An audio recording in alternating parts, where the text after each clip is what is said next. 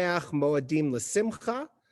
I just want to say hello. I hope all of your Passover experiences went well. Am I frozen? Somebody text me and let me know if I'm frozen. I always think I'm frozen here, but it might be because some of you are frozen. I'm doing fine. Okay, so just somebody wave at me if I'm frozen. Okay, thank you. So I hope all of your Sidarim went well. We did not do Zoom this year at the Ain household. In fact, we had our Sidarim just as an immediate family, just the four of us. And I told all the kids, I said to the children that this will be the last time ever that it will just be the four of us for a Seder. Like in the future, we'll have guests, we'll invite people over, they'll have boyfriends or, God willing, significant others. And this will be the last time that it will just be just the small family unit of us. And we carried on a pretty engaging Seder until we got to the point where we opened up the door for Elijah. And after we sang Eliyahu Hanavi, we closed the door.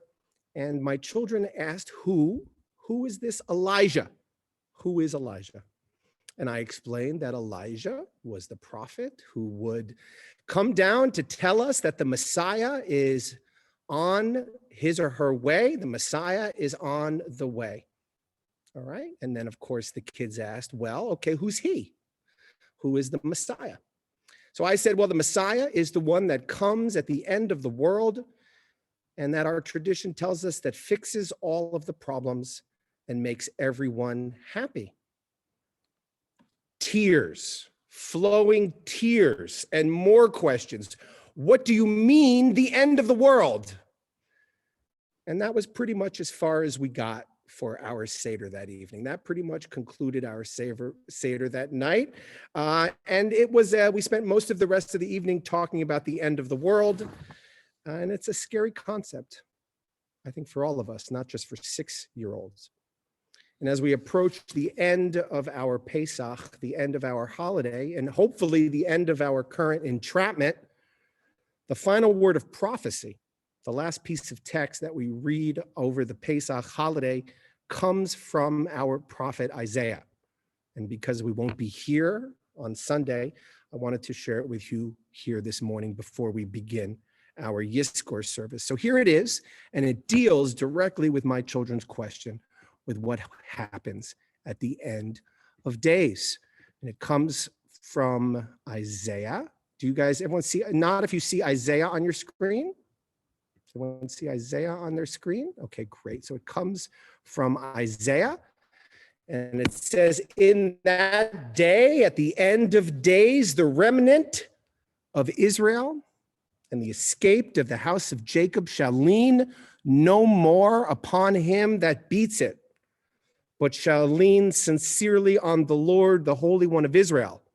Only a remnant shall return, only a remnant of Jacob to mighty God. And I just want you to note that word there, sha'ar, that word, we are sha'ar Yaakov, or remnant of Yaakov. And then if I take you over here, you see Sha'ar Yisrael. At the end of days, there will be this Sha'ar Yisrael, this remnant of Israel that exists at the end of days. And from that remnant, it says here in the piece of Haftarah that is traditionally read on the final day of Pesach, but a shoot shall grow out from the stump of Jesse.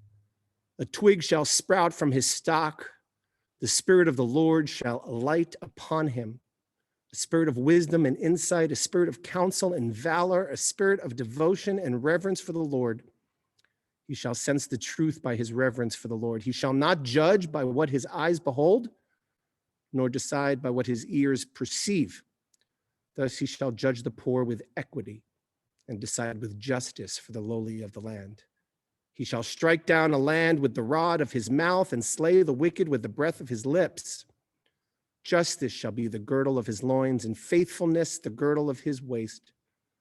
The wolf shall dwell with the lamb, the leopard lie down with the kid, the calf, the beast of prey, and the fatling together, with a little boy to herd them. The cow and the bear shall graze, their young shall lie down together. and the lion, like the ox, shall eat straw. A babe shall play over a viper's hole, and an infant pass his hand over an adder's den.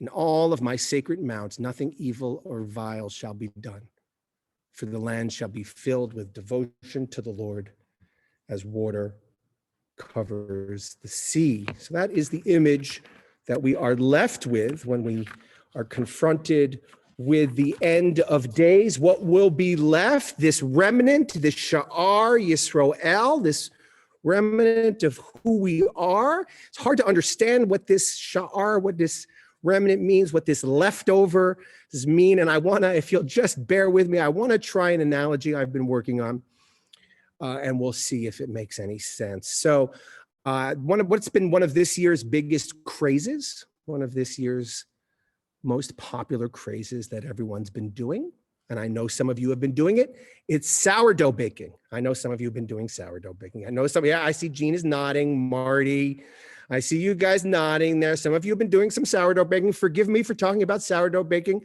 while it's still Pesach, but it's important here and I think it's connected. Okay, so we're forbidden to do this, so don't try this at home. But I went and I don't, I'm not a baker by nature. And so I went to a website which is called The Spruce Eats. Anybody familiar with The Spruce Eats? Okay, good. A couple of you are. All right, and here's what they say about homemade. They said homemade sourdough bread begins with a sourdough starter. And it says bakers are known to covet a healthy starter and care for it like a treasured family heirloom. All right, so what's a starter? A starter is homemade fermented yeast for bread. Now, when you use regular yeast bread, you can use a store-bought packet of active dry yeast.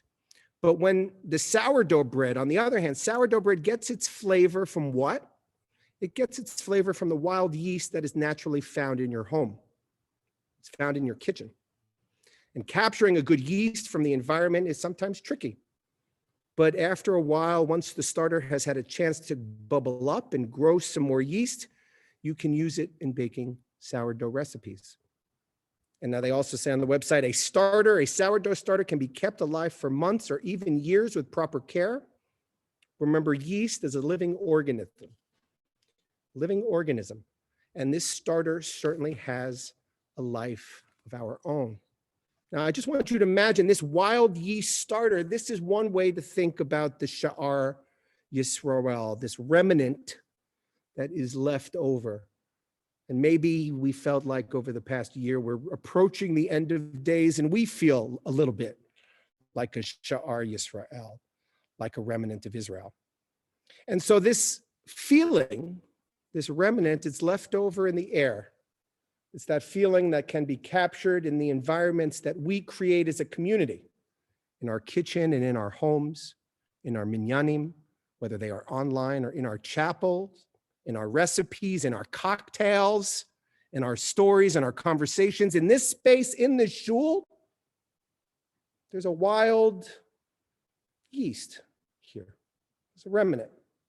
There's a remnant that includes all of the memories of all of the loved ones who we gather this morning to remember. Now, Rabbi Lou of blessed memory, I never had the privilege of meeting our Rabbi Alan Lou. I heard he would walk around the sanctuary, not this sanctuary, maybe the old sanctuary. He would walk around the sanctuary and he would acknowledge all of those who were present, even if they had passed away, and how their presence contributed to the feeling that we experience communally when we are together and when we share that experience with each other. Now, I've only been blessed to be with this community for the past 3 years. So I only know a few names. Right? I know that right over there is where Jerry Newhouse would sit every Shabbat. And I know about the Torah that he and his family brought from Nazi Germany. And I remember Judy Einzig. She would sit around here and she would always tell me that I need to pump up the minyan.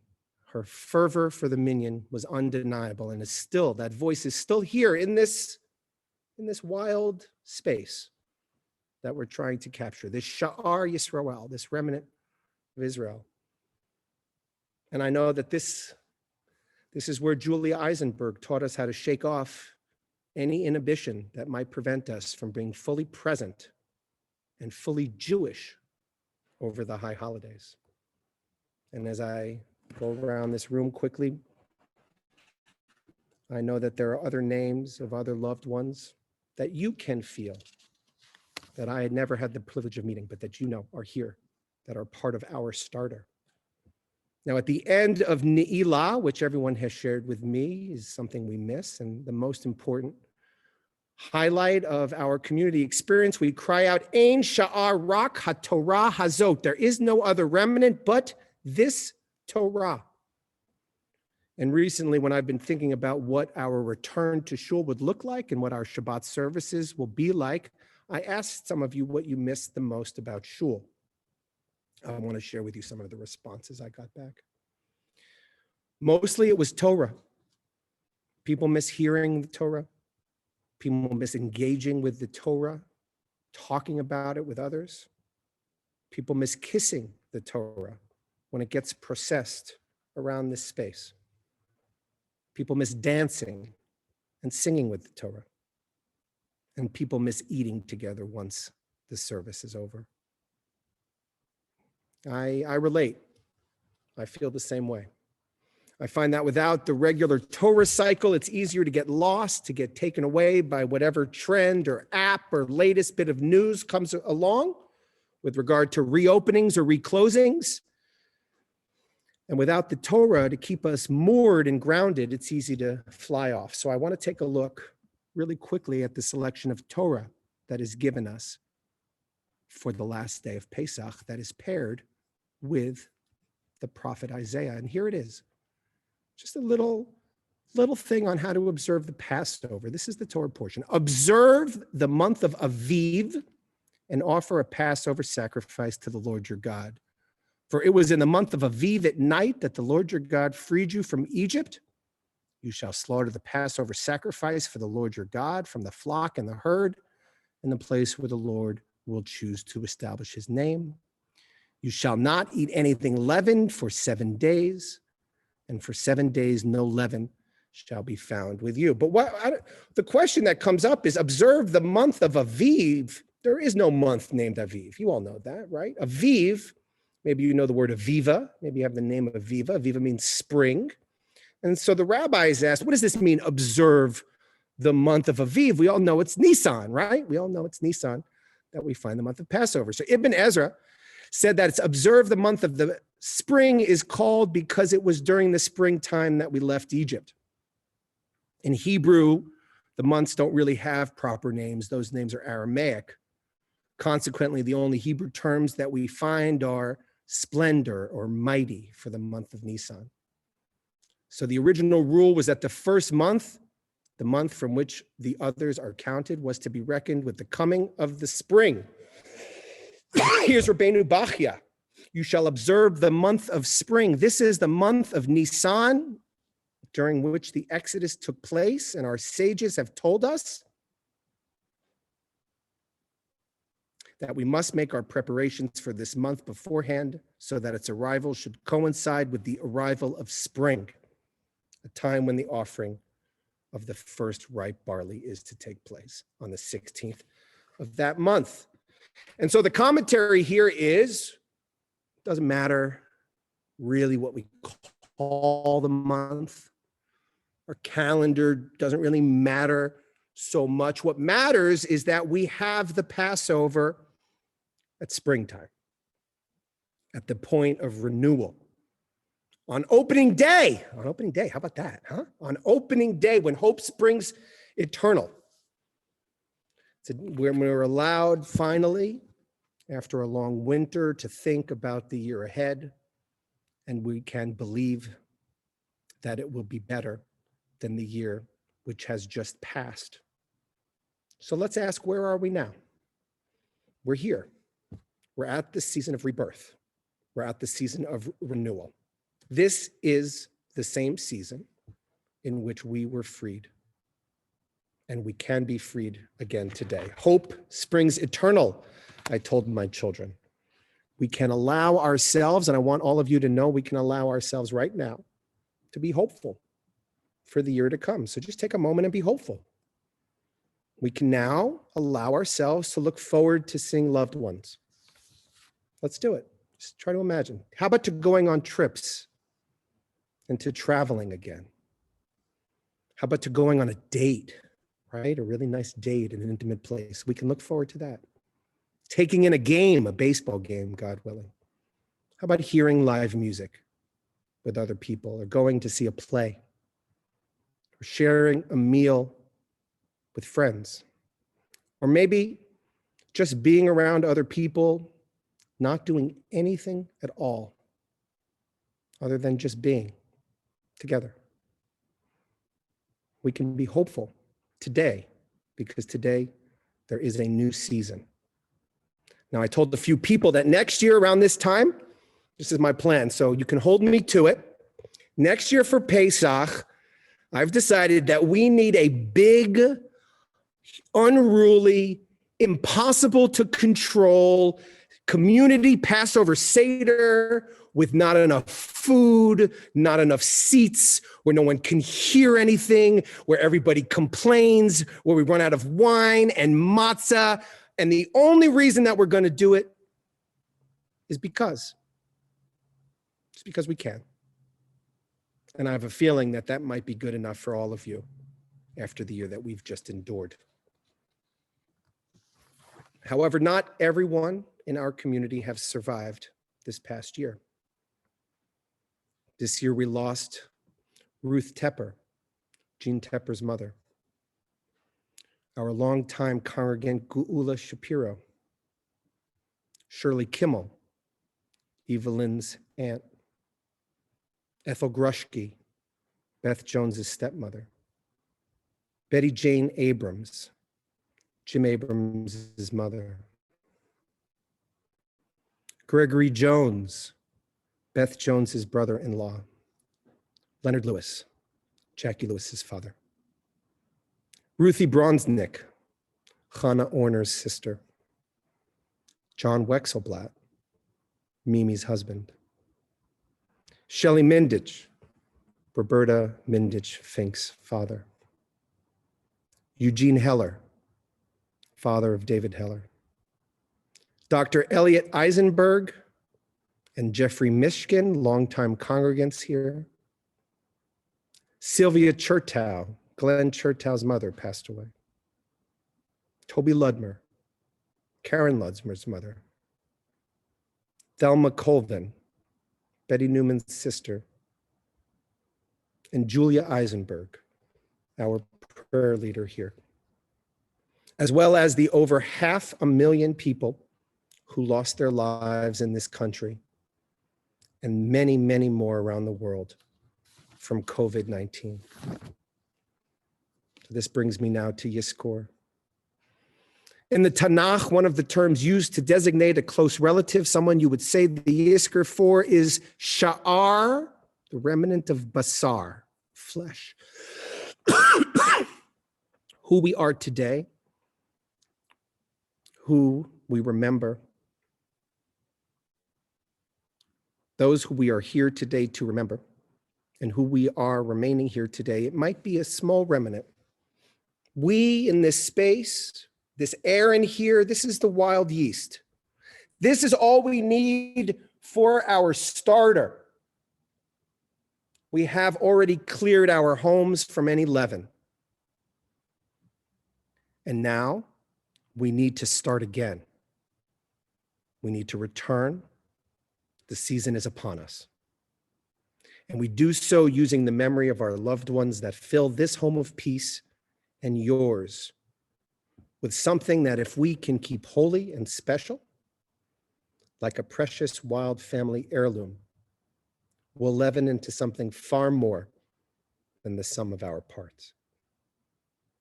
And one of the questions I get asked frequently at a funeral or at an unveiling is to explain the lettering that we leave on a Jewish matzaveh, a Jewish grave marker or a headstone. And if you notice, it will have the words Taf Nun Tzadi Bet Hey. If you see a Jewish marker, that stands for Tihiyed Nafsho Tzurura B'Tzrur HaChayim. May his or her soul be bound up in the bond of eternal life. And we will say those words today as part of our Yizkor prayer. May the souls of the loved ones be bound up in the bond of everlasting life, in the life that we share together in this space, at this moment, and in the life of our community. And let us say, Amen.